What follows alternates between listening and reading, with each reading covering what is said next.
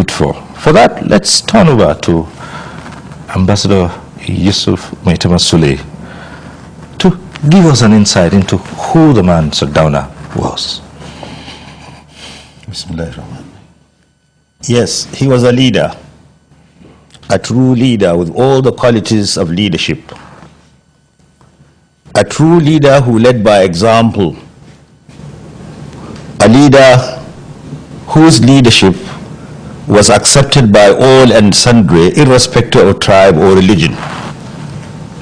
A leader who led with the philosophy of a herdsman. The herdsman that sacrificed his life, his health, his comfort for his cattle. A leader, a political leader that came into politics to serve but not to be served, to give but not to take. A leader whose philosophy then, if used today, could solve all the problems of Nigeria, political, economic, and social. He was a leader whose leadership cut across tribal, religious, and cultural boundaries. A true leader who led by example. A leader who believed in division of responsibility. He believed that some people are destined to be rulers, some are destined to be workers, some are destined to be this or that, and each has to keep to his own sphere of responsibility. He used to tell us in those days, and that was what made him great, that you cannot do two things at the same time. Any of my ministers that wants to go into business should resign his appointment. I will encourage him. But you cannot do two things at the same time. You cannot be a minister and a businessman at the same time. That was Sardauna, a leader who studied the problems of his own people and worked to solve those problems.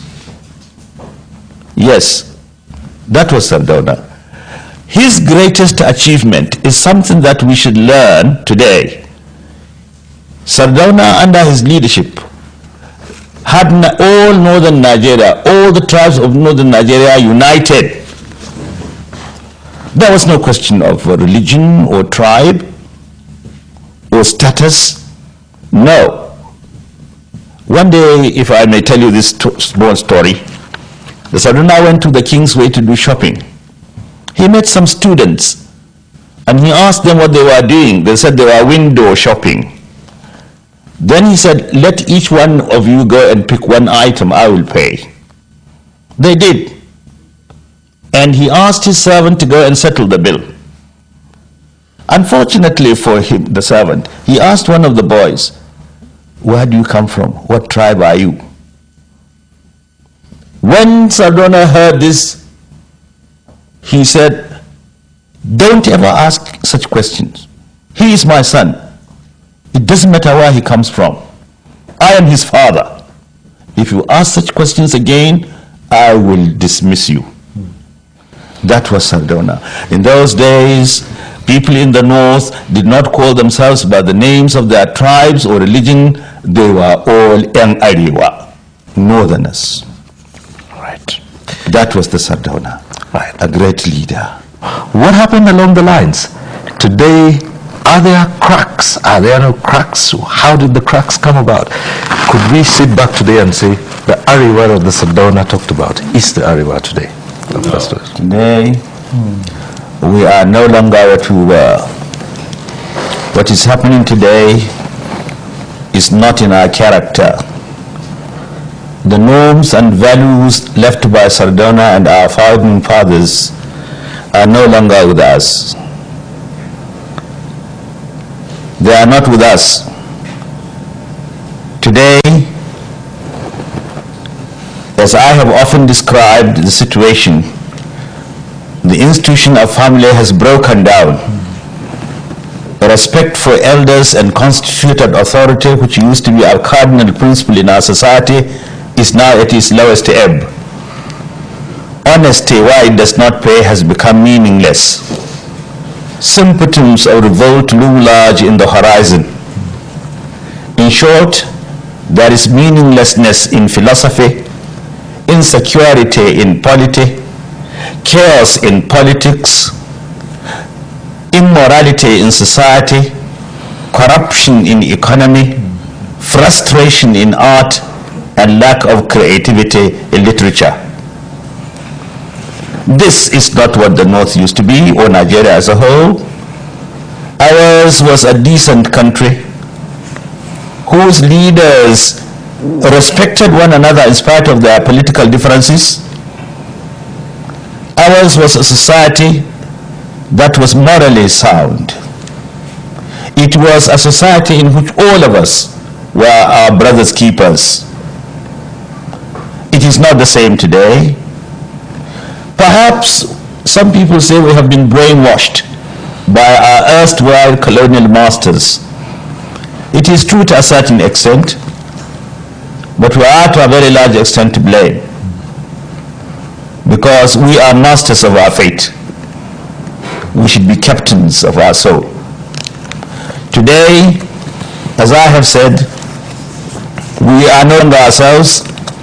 Our cultural values have been thrown overboard. If a people lose their culture, and Sardauna was a man of culture, and that was why he organized the annual cultural festival. It started from the north. Today we are trying to abandon our culture, and culture is the identity of the people.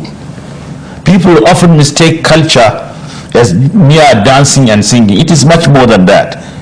Culture is the customs and costumes, the characters and the characteristics, the manners and mannerisms, the philosophy and the ideology of our people. Culture is the totality of a people's experience. Culture is the way of life of the people. Sardauna in those days adhered to the culture of the people. We had an identity. We had respect for one another. Our society was morally sound. There was little corruption, and so on and so forth.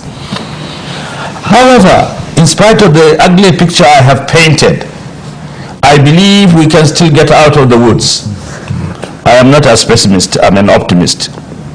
I believe that if we can revive the glory of the past by reminding us of the good achievements, the success of the Sardauna and his like. If we recall what the Sardauna did and emulate his example, we can certainly revive the glory of the past. Right. I'm glad to say, under the present political dispensation, with some of the leaders determined to revive that glory, I am beginning to see a light at the end of the tunnel. I do hope the struggle will continue.